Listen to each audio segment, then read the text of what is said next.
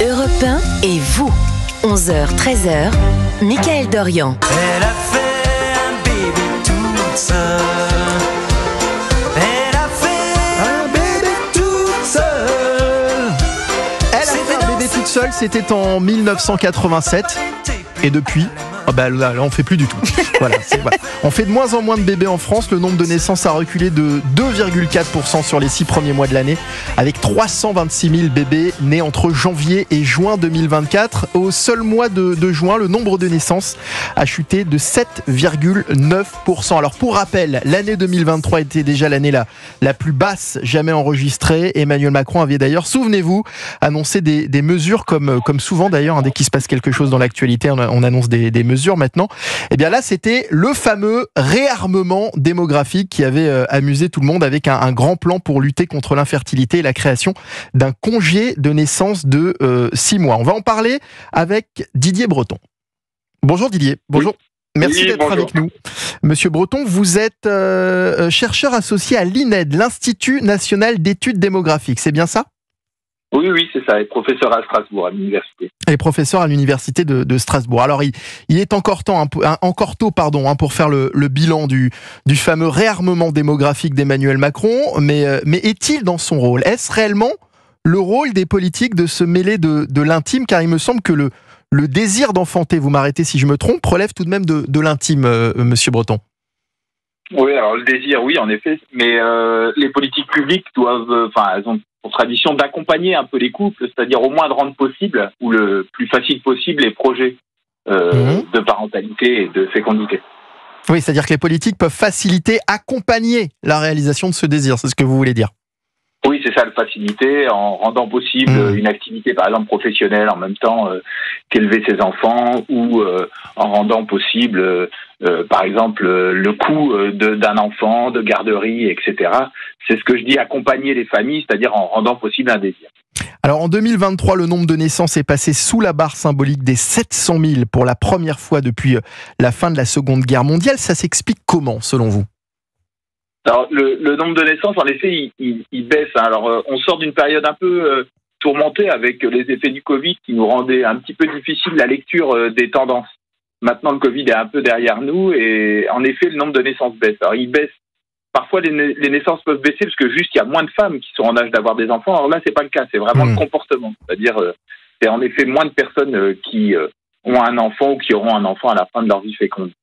Alors, il y a plusieurs explications. On pourra y revenir. Non, mais je vous écoute.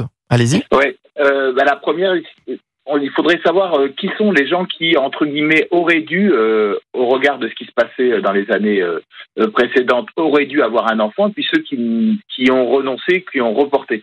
Nous, on est plus au stade des hypothèses, c'est-à-dire que, par exemple, il est probable que une partie des personnes qui avaient un enfant se mettent à ne pas en avoir.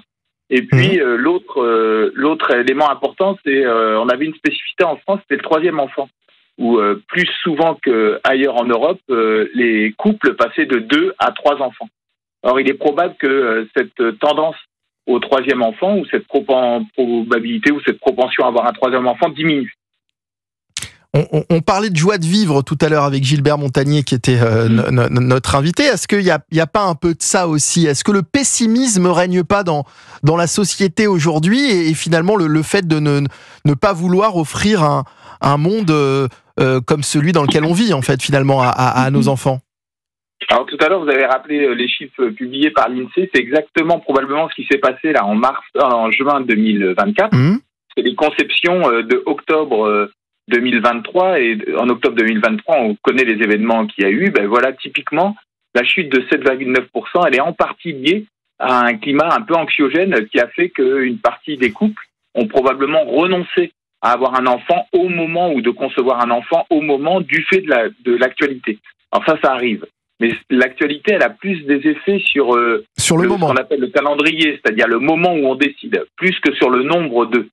C'est plutôt les tendances à long terme, ou les changements de valeur qui font les changements à long terme du nombre d'enfants. Vous voulez dire que quand l'actualité est mauvaise, les gens ont moins envie de concevoir. En tout cas, c'est un petit peu l'idée. Ils reportent leur projet de fécondité en disant bon là c'est peut-être pas trop le moment. C'est que des décisions à long terme, donc ils vont reporter ces décisions. Et c'est ce qui s'est passé sur les naissances de juin 2024, puisqu'une chute de 7,9%, c'est énorme. C'est pas une tendance longue, c'est vraiment une réponse à un stimulus particulier qui ont été les événements au Proche-Orient, très certainement.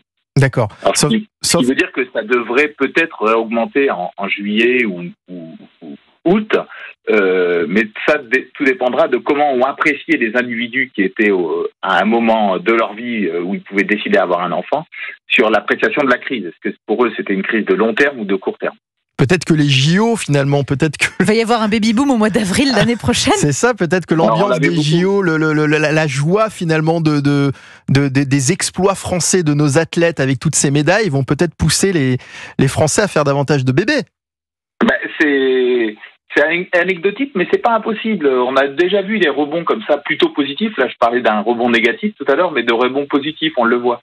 Il y a un élément qui est montré de longue date par des collègues, notamment de l'INED, les Ridon au départ et puis Arnaud Régnier après, qui montre qu'en France, au mois de septembre, on a un petit pic 28-29 septembre, et qui sont liés aux conceptions du Nouvel An, vous voyez. Donc, c'est vraiment des effets, c'est vraiment des effets, je vous dis, conjoncturels et qui n'ont pas d'effet sur la tendance longue du nombre d'enfants par femme.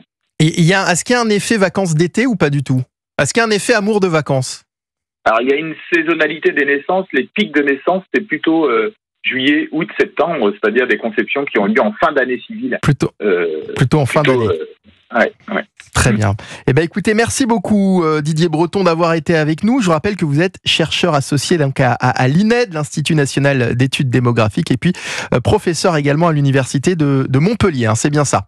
Non, de Strasbourg. De Strasbourg, pardon. C'est pas du tout à côté. C'est pas du tout le même endroit. C'est pas grave. J'ai voulu vous faire muter à Montpellier. Il y a peut-être quelque chose là-dedans. Oui, tout à fait. Merci Monsieur Breton d'avoir été avec nous.